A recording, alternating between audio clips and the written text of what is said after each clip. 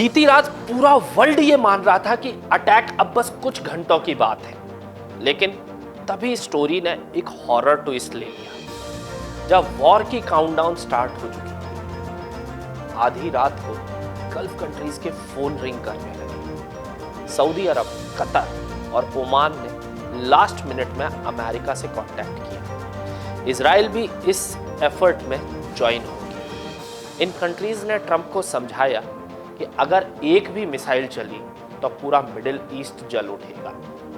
यह स्टोरी इतनी टेंस है कि दिल की धड़कनें थम जाती हैं। दुनिया की सबसे सेंसिटिव लैंड पर इस वक्त एक डरावनी साइलेंस छाई हुई। वो साइलेंस जिसमें कभी भी बमों की आवाज गूंज सकती है। ईरान और अमेरिका के बीच टेंशन पीक पर है। गाइस, सड़कों पर प्रोटेस्ट, मौतों का बढ़ता फिगर, जेलों में बंद प्रदर्शनकारी, हर पिक्चर फियर क्रिएट कर रही है। और ऊपर से व्हाइट हाउस ने कंटिन्यूअस थ्रेट्स आ रहे हैं। प्रेसिडेंट डोनाल्ड ट्रंप ने ओपनली वार्निंग दी थी कि अगर ईरान में कोई फांसी हुई तो मिलिट्री एक्शन कंफर्म है। अब सिचुएशन इतनी वर्स हो चुकी थी कि अमेरिका ने कतर के अल उदीद एयरबेस से अपने कुछ स्टाफ को हटा दिया। सऊदी अरब और कुवैत में अमेरिकन एम्बेसीज हाई अलर्ट पर चली गई।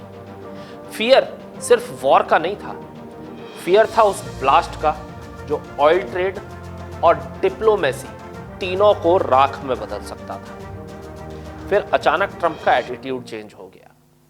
कई दिनों तक थ्रेट देने के बाद उन्होंने कहा कि उन्हें ट्रस्टेड सोर्सेस से हिंट मिले हैं कि अब कोई फांसी नहीं होगी। न्यूयॉर्क टाइम्स की रिपोर्ट के मुताबिक इजरायली पीएम नेतन्याहू ने भी ट्रंप से डायरेक्ट टॉक करके अटैक पोस्टपोन करने की रिक्वेस्ट की है। उधर गल्फ कंट्रीज ने ईरान को भी क्लियर मैसेज सेंड किया है कि अगर अमेरिकन बेसिस पर कोई अटैक हुआ तो कॉन्सिक्वेंसेस सीरियस होंगे और रिलेशंस ब्रेक हो जाएंगे। यूनाइटेड नेशंस भी फील्ड में आ गया है और वार्निंग दी कि ईरान पर मिलिट्री अटैक पहले से ही अनस्टेबल सिचुएशन को कंप्लीटली आउट ऑफ कंट्रोल कर देगा। फिलहाल गन्स साइलेंट है, मिसाइलें अपने पिट में आराम कर रही हैं, लेकिन यह साइलेंस ट्रस्ट नहीं दे रहा है। क्वेश्चन अभी भी है, क्या यह पीस है या फिर उस तूफान से पहले की खामोशी जो पूरी दुनिया को हिलाकर रख देगी?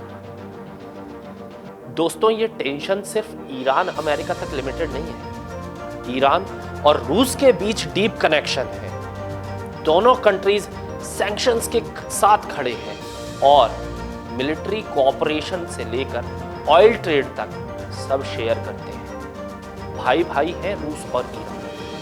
अगर अमेरिका ने ईरान पर अटैक किया तो रूस जरूर बदला लेगा, क्योंकि रूस पहले से ही अमेरिका से खुन्नस खाए बैठा है। रीसेंट न्यूज आपने भी देखी, मैंने भी देखी।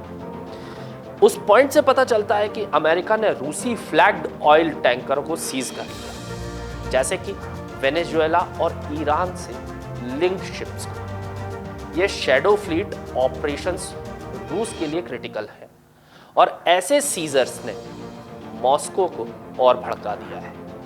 रूस इसे पायरेसी कह रहा है और एक्सपर्ट्स कहते हैं कि यह एस्केलेशन रूस को अमेरिका के खिलाफ एग्रेसिव बना सकता है। क्या यह टेंशन ग्लोबल वॉर ट्रिगर करेगी? Stay tuned. मैं अनिकेत दीक्षित आपसे लूंगा इजाजत। आगे के अपडेट्स के लिए जुड़े रहे राजीव टाइम्स के साथ। Thank you.